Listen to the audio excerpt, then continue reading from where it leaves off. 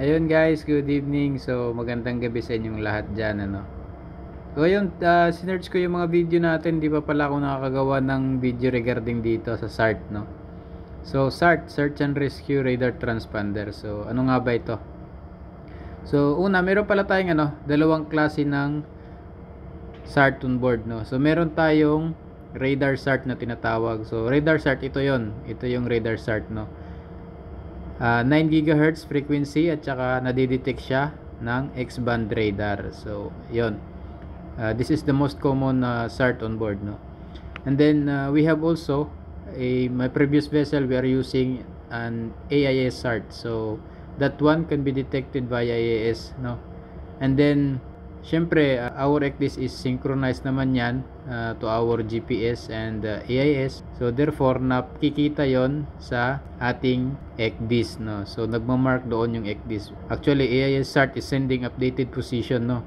Pagka na-activate, so, makikita natin sa ECDIS yon yung mark niya. So, itong klase ng SART natin, ito yung most common, no, sa X-band radar. Sa radar naman ito na-detect pag na-activate. So, as per regulation, as per sa GMDSS, ships between 300 to 500 gross tonnage must carry one SART, no? So, and then 500 gross tonnage and above, you must carry 2 SART at least. So, yun yung requirement.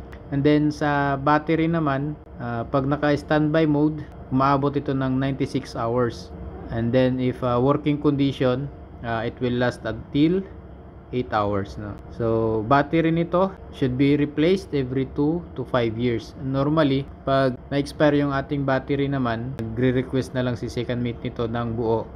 Isang orderan na lang, isang buo na, no, yung ino-order natin, hindi lang yung battery. Meron tayong isang SART dito sa bridge and then isa sa ating lifeboat. So, normally, yan yung position niya kung saan siya nakalagay, no. Isa sa lifeboat, isa sa bridge. Pero pwede nating dalhin itong nasa bridge, pwede natin itong gamitin doon sa ating survival craft, no. We can use this one on our life raft and in our lifeboat. So, pag nasa life raft, itataas mo lang ito, guys, ilalagay lang to sa ating canopy ng ating life raft, no. Kasi mas effective ito pag 1 meter above the water, no, para ma-detect siya. And then sa naman sa lifeboat, mayroon namang lagayan doon, no, may sabitan naman doon sa lifeboat. So now the question is, paano pag merong na false activate mo itong ating SART? Paano pag na false activate ito?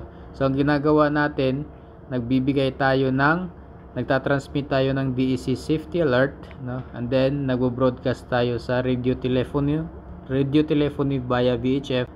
Yun yung tumatawag tayo ng all station, tapos yung ID natin and then yung position natin, no, that you have to inform the other vessel also in the vicinity that it was a false alert, no.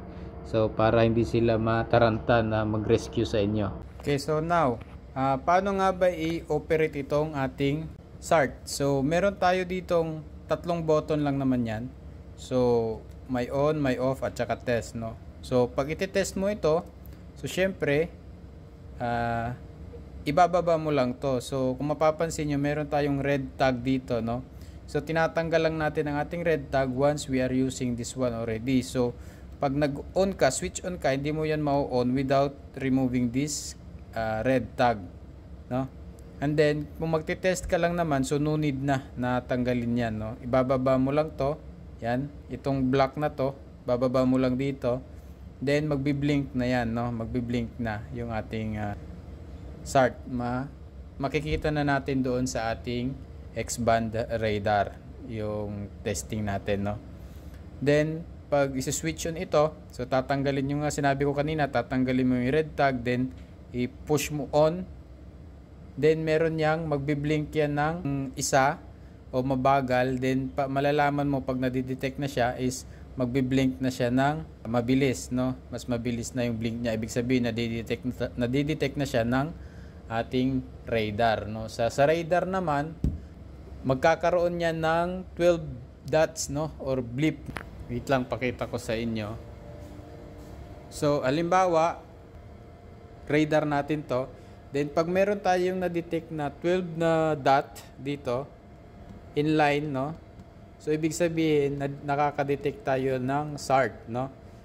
may distress situation. Ngayon, pag medyo malapit na tayo papunta doon, magiging small arc yon, and then eventually, pag sobrang lapit mo na, magiging circle yon, no? So, yun yung indication ng ating SART sa ating radar, no? So, pag may lookout kayo, so pag may nakita siyang ganon, 12 dots, so meaning merong activated na SART, no, sa vicinity nyo.